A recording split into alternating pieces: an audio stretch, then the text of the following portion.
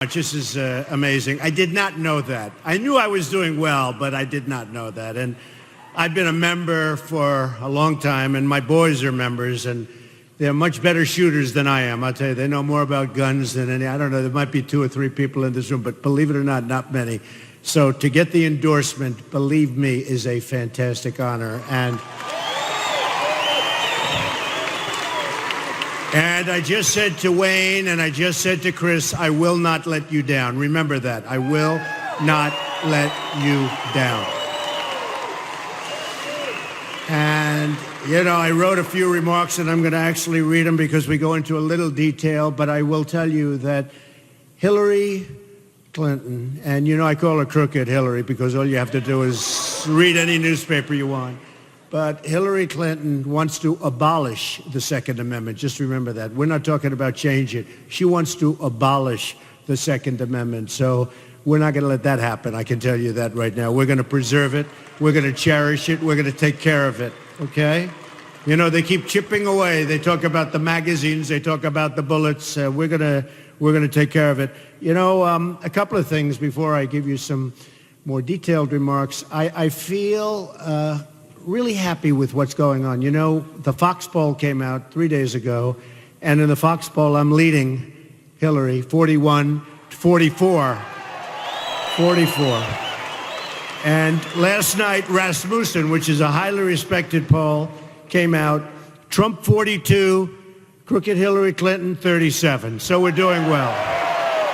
Now, with all that, we have a long way to go. But if you get every one of your friends to go vote, because there's a big difference, you know, and a lot of the things there's a difference, and some are subtle, some are big. And by the way, we're in Kentucky. We're going to put the miners back to work before I forget about that. We're going to put the miners. We just left, and I also won Kentucky, so I love Kentucky. I used to work in Cincinnati. For 2 summers, I worked in Cincinnati doing a job with my father, and I loved Cincinnati, and I'd come over the line and I'd be in Kentucky. You'd be surprised how much I know about Kentucky. But it's an amazing place. But I said when I won New York, because we won New York in a landslide, and then Pennsylvania and Maryland, and we won everything. We were winning everything. We won Connecticut, Delaware, Rhode Island. And then we went to West Virginia, and boy, did I win. Did we do well in West Virginia? Wow. But all landslides. We won in all of the states I mentioned and more. Every single county in every single state. That's called a victory. And we won by massive percentages in the 60s and some in the 70s. And then, of course, we went to Indiana. As you know, that was going to be the firewall for the other side. And it turned out to be a massive victory for us again. It didn't hurt that Bobby Knight came out and said, I want Trump to win. That didn't hurt. If you're in Indiana and Bobby Knight endorses you, I guess that's about as good as it gets. So I just want to say that I've been watching what's going on, and I've been looking at airplanes getting blown up in the air and lots of bad things happening. It's just not the same. And we're going to bring it back, and we're going to bring it back to a real place where we don't have to be so frightened, where we don't have to be so afraid. And you know what's happening in the schools, and you know what's happening everywhere. We're going to bring it back, and you folks are going to be so happy, and you're going to be so proud of your country again. Just remember.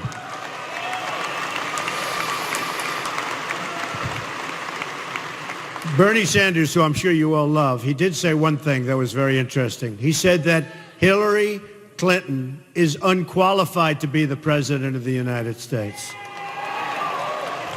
And he said that, and it's just, you know, one of those things. He said she suffers from bad judgment, and she does. You look at so many of her decisions have been bad.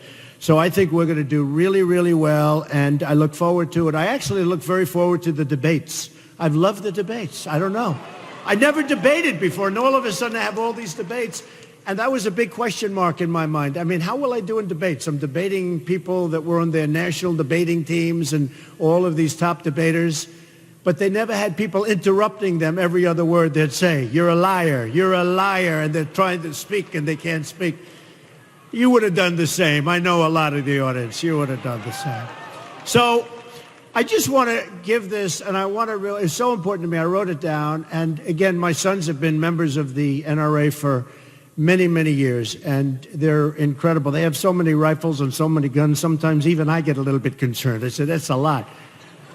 Okay, but I will tell you, they know so much about it, and really they're surrogates. They go around and speak, and every time they speak to a gun organization or a club, or people call me and they say, you boys are great boys, and boy, do they know their business. So it's one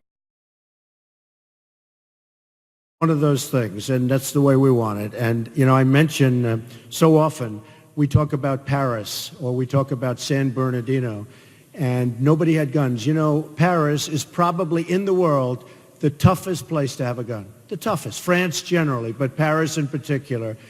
And when these thugs walked in, thugs, you know, the press used to call them masterminds, right? The mastermind. We're looking, I said, that's why people are joining. That's why they're coming in, because they're using the word mastermind. Not mastermind, thugs. In fact, I called him the guy with the dirty cap. Remember the white cap? And it was filthy dirty. This was the mastermind. And actually, the press has stopped using the term. They're very dishonest people, among the most dishonest I've ever met, but they actually stopped using the term mastermind, because they use that term and then they wonder why our youth is going and fighting for ISIS. They don't even know what they're fighting for. But I think it's gotten a lot better from that standpoint. But if you look at Paris, 130 people killed, hundreds of people still in the hospital, just horribly wounded, can never be the same, horribly wounded. And these guys came in, boom, boom, you over here, boom, and they just stood there and just shot everybody. No guns on the other side, folks. If you would have had guns on the other side, if I took a couple of these folks in here, some especially wearing the red caps, Make America Great Again, I promise there wouldn't have been 130 people killed and hundreds of people lying in the hospital to this day. It might not have happened, because if they knew there were guns in the room, it might not have happened. But if it did, you would have had bullets going in the opposite direction, and believe me, the carnage would not have been the same by any stretch of the imagination.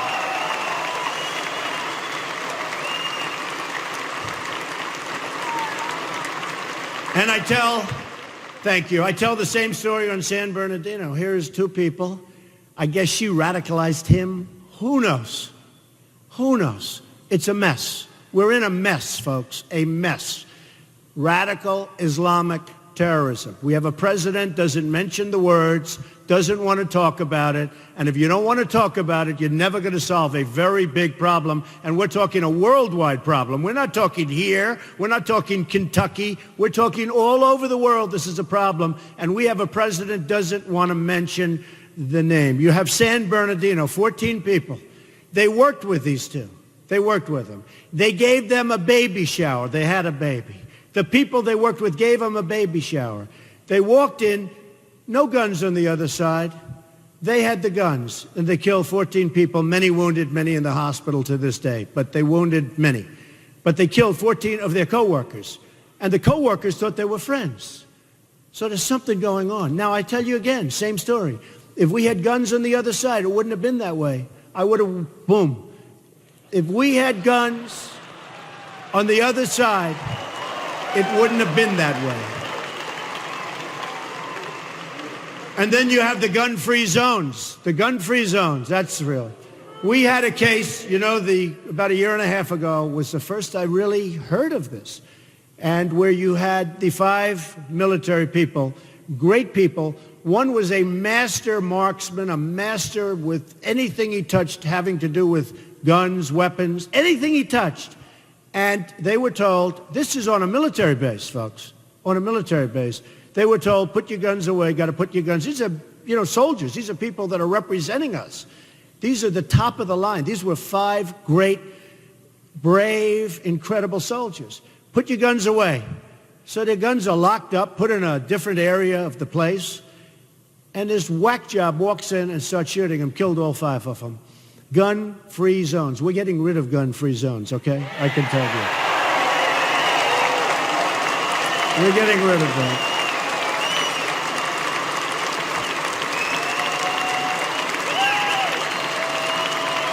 Thank you. Thank you. That wasn't part of my speech. I must be honest with you. I don't know. Maybe I shouldn't read you what I have here. But in fact, if I would have known teleprompters, I would have used them. I've started to use them a little bit. They're not bad. You never get yourself in trouble when you use a teleprompter. You know, the problem is it's too easy. We have a president who uses teleprompters. It's too easy. We should have non-teleprompter speeches only when you're running for president. You find out about people. The other way, you don't find out about anybody. So, the Second Amendment is under a threat like never before. Crooked Hillary Clinton is the most anti-gun, anti-Second Amendment candidate ever to run for office. And as I said before, she wants to abolish the Second Amendment. She wants to take your guns away. She wants to abolish. Just remember that. The NRA and the late hero, and he was a great guy, Charlton Heston, who many of you knew. I met him a few times. He was an incredible guy. Did battle with the Clintons to protect our Second Amendment. The NRA has led the fight time and time again to protect our fundamental freedoms. This is an amazing group. I'll tell you, Chris and Wayne and all of the people, and I've gotten to know a lot of these are incredible people, and they really believe. This isn't like a job. They really, really believe. And we're all lucky to have people like that, I will tell you. Really lucky. Of course, if they didn't endorse me, maybe I wouldn't say that. I would. Hillary Clinton wants to reverse the Supreme Court decision, D.C. versus Heller, upholding the right to keep and bear arms. Hillary said the Supreme Court is wrong on the Second Amendment. That's bad. That's like what she said about the miners. We're going to put the miners and the mines out of business. Then she goes, right? Then she goes to, oh, boy, I'll tell you, West Virginia, how were they? I hate to say I won Kentucky, but I won West Virginia by even more. But of course, she made that statement after I had already won Kentucky. We're going to win them all. We're going to win them all. We're going to win them all. If Hillary gets to appoint her judges, and this is really important. Look, defense is number one. We have to protect our country. Defense, economy is important. Everything's important. But without defense, we don't have a country. And our military, as you know, it's being decapitated. What they're doing to our military is incredible. I saw over the weekend a documentary on our great airmen. And these are people that are flying our jets, and they're running out of parts for our fighter jets. And these are fighter pilots. These are incredible men. And they're going to junkyards, plane graveyards, they call them, where the planes are. They're graveyards where the old planes, and they're taking parts off. They're cannibalizing the planes. They're taking parts off the planes, and they're putting them onto the jets. And I'm saying, is this the United States? Why don't we have new equipment? And a man got up, great guy, looked as good or better than Tom Cruise. And you know what I'm talking about, because that was a great movie. And he said, you know what? I've been in this for 20 years, and it used to be so incredible. And now it's like a different world. The equipment, the way it's maintained, everything. It's like a different world. And I just have to say, just to interrupt what I'm going to be talking about, I have to say, we're going to make our military bigger and better and stronger than ever before, and nobody is going to push us around. Nobody. Nobody.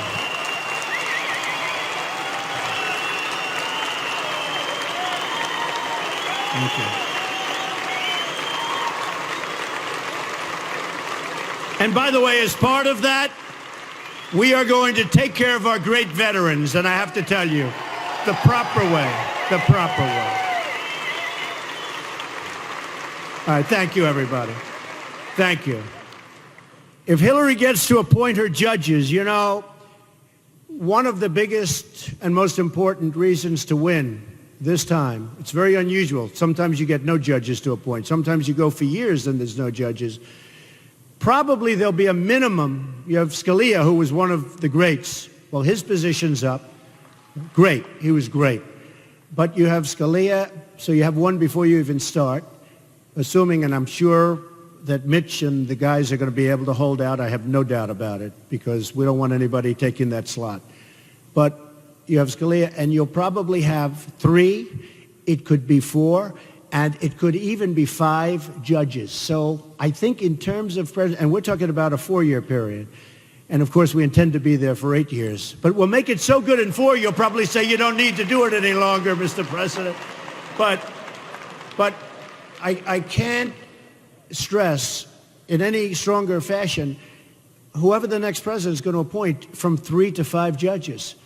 And if it's Hillary or whoever, assuming she's allowed to run, because you know what she did with her emails is so criminal, is so dishonest, is so shocking that she shouldn't be allowed to run, but it looks like they're going to let her run.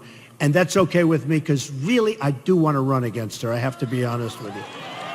So if she gets to appoint her judges, she will, as part of it, abolish the Second Amendment. And I have to say, that would be, in my opinion, that's what she's going to go for. And it's a little like she did with the coal miners. She said about, she's going to put the coal miners, she's going to put the mines out of business. Then she went to West Virginia and she said, oh, well, I tried to retract. She tried to retract. It didn't work out too well for her. She got really beaten badly. Hillary wants to disarm vulnerable Americans in high crime neighborhoods. Whether it's a young single mom in Florida or a grandmother in Ohio, Hillary wants them to be defenseless, wants to take away any chance they have of survival. And by the way, you have men and you have women sitting in an apartment, and outside is tremendous crime of all kinds, and they need to be protected. And you know the only way they're going to be able to protect themselves. And if you take that gun away from them, it's going to be a very unfair situation. And that's why we're going to call her Heartless Hillary. We can do without that. I like crooked Hillary better. I put forth, and you probably saw it a few days ago, I put forth a list of judges who will protect and defend all of our freedoms, including the Second Amendment. The judges will follow the Constitution, and these were all highly vetted, the Federalist Society, Heritage, some great references from Jeff Sessions, a fantastic man, from Mitch, and from a whole group of people. And we put down 11. I'll be adding some additional names over a period of the next month or so, sometime prior to the convention. Hope you can all go to the convention. Hope you can come. And we're going to be putting some additional names in. I think you'll be very happy with them. But it's been reviewed incredibly well. People love these people. And I thought I'd do that because I really think it brings the party together. It really is going to, the effect it's had is incredible, because they weren't sure, will Trump appoint this one, that one? How will the judges be? Such an important thing. So I put together the list with some incredibly important organizations and highly respected, and everybody's really happy. You've seen we've gotten A+ reviews on that. Now, I'd like to call for Hillary Clinton to put together a list also, okay? Let her put together a list, because I'd like to see what that list consists of. And you will see it's day and night, okay? Day and night. And it will not be good for the people in this room. And it won't be good, by the way, for the people of our country, most importantly. So Americans use guns to defend themselves against violent crime more than 1 million times a year, okay? More than 1 million times a year. And they want to take them away. Heartless hypocrites like the Clintons want to take this, and they want to get rid of guns, and yet they have bodyguards that have guns.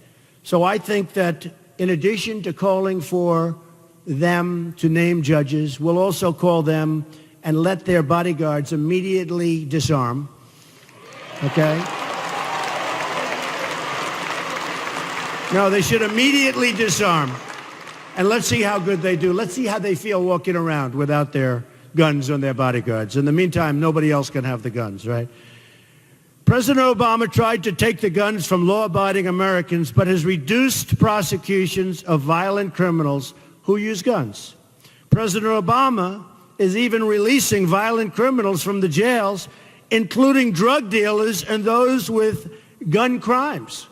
And they're being let go by the thousands, Many of these are also, I'm sure you're not going to be surprised to hear this, illegal immigrants. President Obama pushed for changes to sentencing laws that release thousands of dangerous drug trafficking felons and gang members who prey on civilians. And I want to tell you, I've really learned a lot about the border. In fact, 2 weeks ago, you probably saw 16,500 Border Patrol agents endorsed Donald Trump. And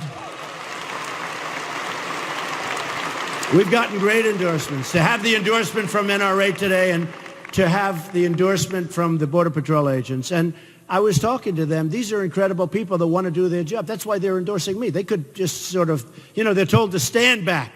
Don't do it. They want to do their job. These are incredible people. It's the first time they've ever endorsed a presidential candidate, and 16,500. So I'm really honored by that. This is Hillary Clinton's agenda to release the violent criminals from jail. She wants them all released. She wants people released that you wouldn't want to walk on the street with, you wouldn't want to look at. And, you know, whether it's Kate in San Francisco, you see what happened there, or Jamil, I've become great friends with his father. Jamil was shot in the face 3 times by somebody that wasn't supposed to be here. Or, and I always say this because this was tragic, a 65-year-old veteran, a woman who was a great woman, raped, sodomized, and killed by an illegal immigrant, wasn't supposed to be here. We're going to straighten it out. And by the way, this doesn't have to do with guns per se, but maybe it has to do with a lot of other things. We're going to build the wall. It's going to be a great wall. We're going to have borders again. People are going to come into the country, but they're coming into the country legally, folks. They're coming in legally. We're going to keep our borders open, and I'll tell you, but they're going to be open when people come in legally. Now, Hillary wants to just keep them open. Anybody can come across, and that's what's been happening. And the crime is violent and a lot. And lots of other things are happening with the drugs pouring across. So she's putting the most vulnerable Americans in jeopardy, and this is a risk that we can no longer afford. We've had enough. I think we've had enough. Wouldn't you say we've had, like... In trying to overturn the Second Amendment, Hillary Clinton is telling everyone, and every woman living in a dangerous community, that she doesn't have the right to defend herself. So you have a woman living in a community, a rough community, a bad community, sorry, you can't defend yourself. That is so unfair, and that is so egregious. And I'll tell you what, my poll numbers with women are starting to go up. I never thought of it. This should really lift them up, right? Starting to go up. I will say, my poll numbers with men are through the roof. But I like women more than men. Come on, women, let's go. Come on. And most people know that about me. Most people know that. This is the most basic human right of all. But Hillary wants to strip it away and strip it away from women and all others. Hillary Clinton will release violent criminals from jail, more so than even Obama. She has a more open policy than Obama, if that's possible, and put innocent Americans at risk. I'm going to put criminals behind bars and guarantee that law-abiding Americans have the right to self-defense, 100%.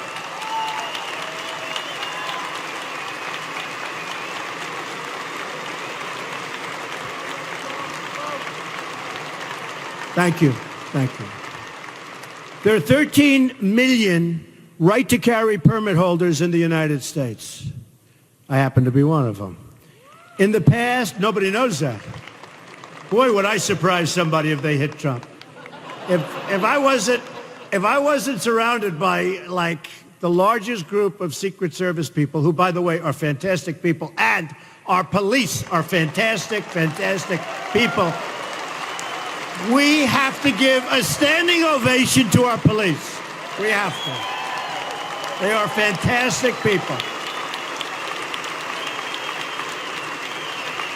Amazing. They do such a great job. They are so unfairly treated. But they know, and they know how the people feel about them. Thank you. That's great. In the past 30 years, the number of right-to-carry states has gone up sevenfold.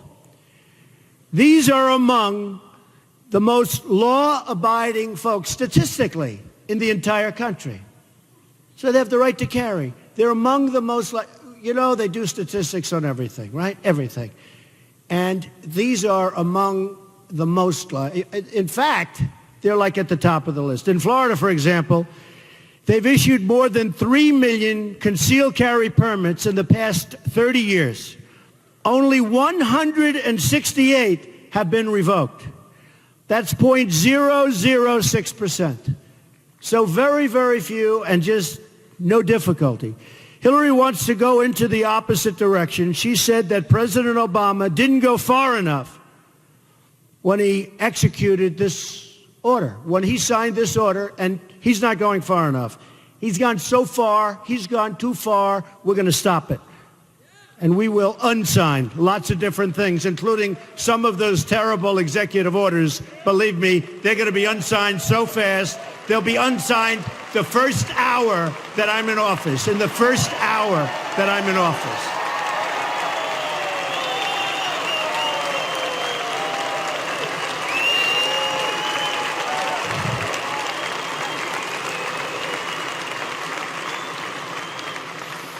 Hillary's pledged to issue new anti-gun executive orders. You know that. This is the behavior, I mean, you could say of a dictator. This is the behavior of somebody, frankly, I think, that doesn't know what she's doing. She's not equipped to be president in so many different ways. But this is the thinking of a person that is not equipped to be the president of the United States. Believe me, she doesn't understand it. Bad judgment. We talk about it. She's got bad judgment. You know where it came from. Came from me. It also came from her current opponent, who's doing pretty well. I'll tell you, you talk about a rigged system. He wins every week and he keeps losing. I think Bernie should run as an independent, okay? Let him run. I do. I would love him to run as an independent. Then it would be the three of us on stage. I love that. The Second Amendment is on the ballot in November. The only way to save our Second Amendment is to vote for a person that you all know named Donald Trump, okay? I will tell you. I will never let you down. I will protect our Second Amendment. I will protect our country. Our military will be strong. Our borders will be enforced. We'll get rid of Common Core, which is a disaster. We'll bring education local. So important. Our education is a mess.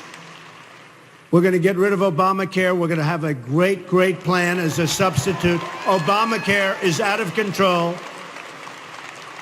The new costs, as you know, they're going to be revealed on November 1st. They are going to be through the roof. And by the way, don't let this happen. We'll have to speak to Mitch.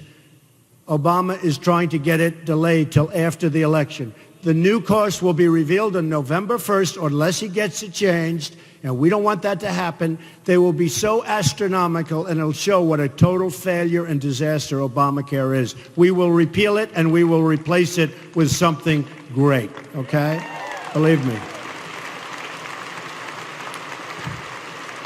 We're going to have strong borders, and we're going to make the greatest trade deals. Every country worldwide, every country in the world is ripping off our great country like we're children, like taking candy from a baby. Our trade deals will be renegotiated. We won't be having trade deficits of $500 billion a year with China anymore, folks. They won't be taking our jobs out of here and Kentucky and lots of other places, every place.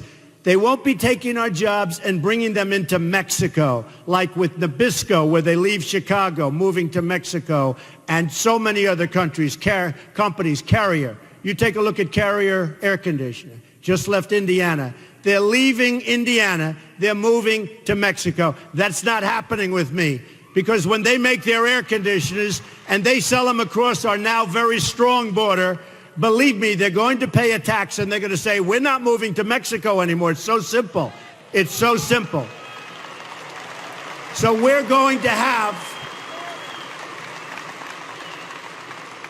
We're going to have great trade agreements. We're going to become a strong nation again. We're going to save our Social Security. We're going to save our Medicare. We're going to be so proud of this country. You're going to be proud of your president, but I don't care about that.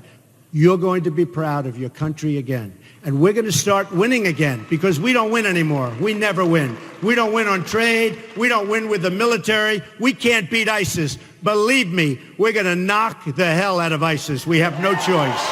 We're going to knock the hell out of ISIS.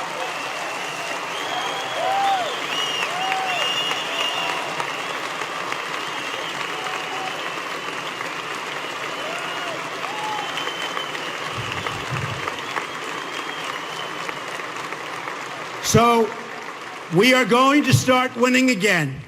And I have fun saying it, and I say it a lot, but there's nothing better. And some of you have heard it. But we are going to win, win, win. We're going to win with military. We're going to win at the borders. We're going to win with trade. We're going to win at everything. And some of you are friends. And you're going to call. You're going to say, Mr. President, please, we can't take it anymore. We can't win anymore like this.